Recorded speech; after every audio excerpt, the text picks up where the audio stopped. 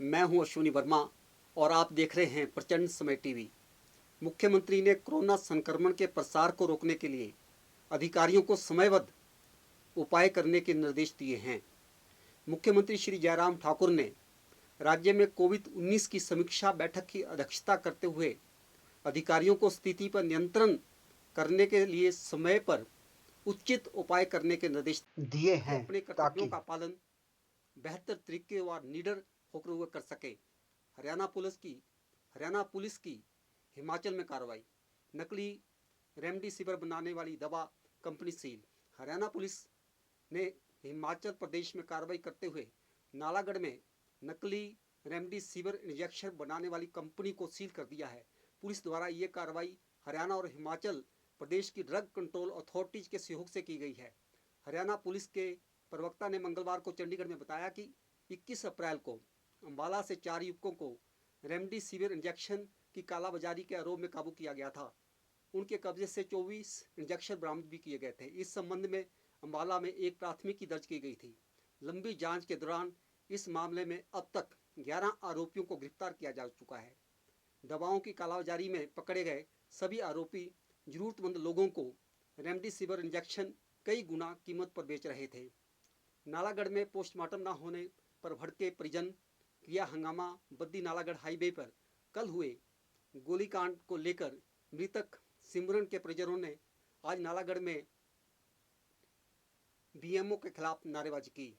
नाहन के विधायक राजीव बिंदल ने कहा है कि नाहन अस्पताल में आईसीयू सीसीयू को कोविड सीसीयू में तब्दील करने के लिए प्रोटोकॉल के अनुसार परिवर्तित करने का काम शुरू कर दिया गया है, जिसमें 9 बेड आईसीयू शुरू किए जाएंगे।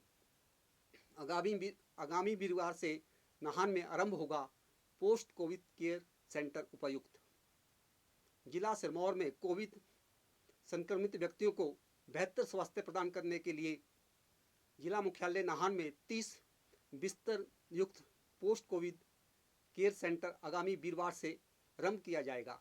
ये जानकारी उपायुक्त सिरमौर डॉक्टर RK परूथी ने दी।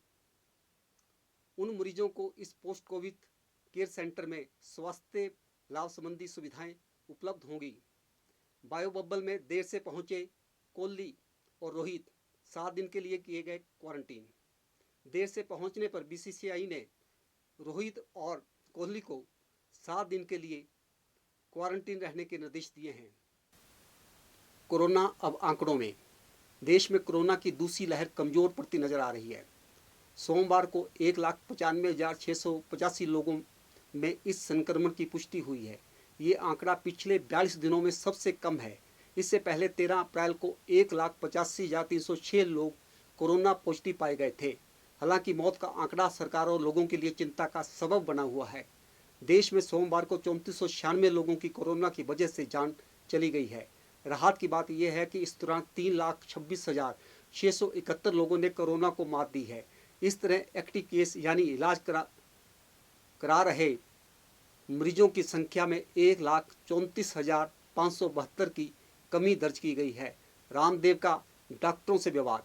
रामदेव ने पतंजलि के लेटर पैड पर लिखी एक चिट्ठी में 25 सवाल पूछे हैं। इस चिट्ठी पर उन्होंने खुद ही हस्ताक्षर किए हैं। उन्होंने पूछा है, एलोपैथी और आयुर्वेद के आपस में झगड़े खत्म करने की फार्मा इंडस्ट्री के पास कोई दवाई है तो बताएं। कोई दवाई है तो बताएं। एलोपैथी सर्वशक्तिमान और सर्वगुण संपन्न है तो फिर एलोपैथी के डॉक्टर तो बीमार होने नहीं चाहिए। कोरोना काल में किसानों ने टाला देशव्यापी प्रदर्शन। टिकैत बोले, जहां हैं वहीं काले झंडे फहराएंगे। देश में कोरोना के बढ़ते मामलों के कारण राज्य सरकारों की ओर से लागू बंदिशों के मद्देनजर किसानों ने 26 मई को होने वाले राष्ट्रीय आंदोलन को टाल दिया है। राकेश टिकैत ने कहा है कि हम काले झंडे फहराएंगे। राकेश टिकैत ने कहा कि देश में किसी भी तरह का आयोजन इस अवसर पर नहीं किया जाएगा। राकेश टिकैत ने कहा कि कोई भी किसान दिल्ली की ओर मार्च नहीं करेगा। कांग्रेस विधायक दल के नेता मुकेश अग्निहोत्री ने कहा है कि कोरोना काल में इस महीने मौत का तांडव मचा हुआ है। इसी महीने 1500 लोगों की जान गई है, मगर बेरोजगारी और महंगाई भी चरम पर है। कड़वे तेल की बोतल 170 रुपये की बिक रही है।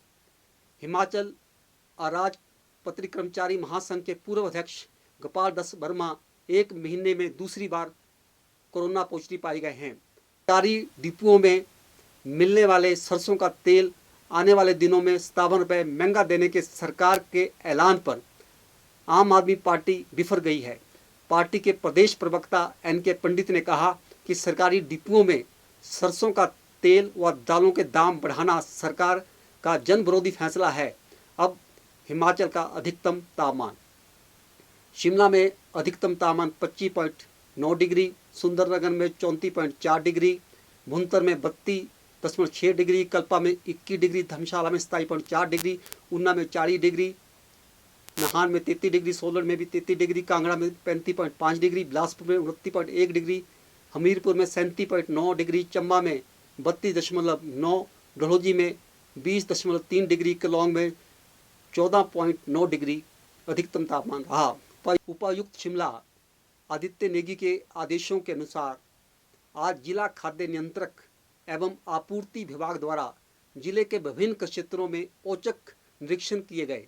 जिला खाद्य नियंत्रक पूर्ण चंद्र ने बताया कि आज जिले के चौपाल, जुब्बल, ननखड़ी, रामपुर और शिमला के संजौली, समिट्री तथा अन्य क्षेत्रों में दुकानों का औचक निरीक्षण किया गया और जांच की गई। उन्होंने बताया कि निर्धारित मूल्यों से अधिक लाभांश लेने और मूल्य सूची न प्रदर्शित करने वालों के प्रति कार्रवाई अमल में लाई गई है। आप देख रहे थे प्रचंड समय टीवी और देखते रहें प्रचंड समय टीवी।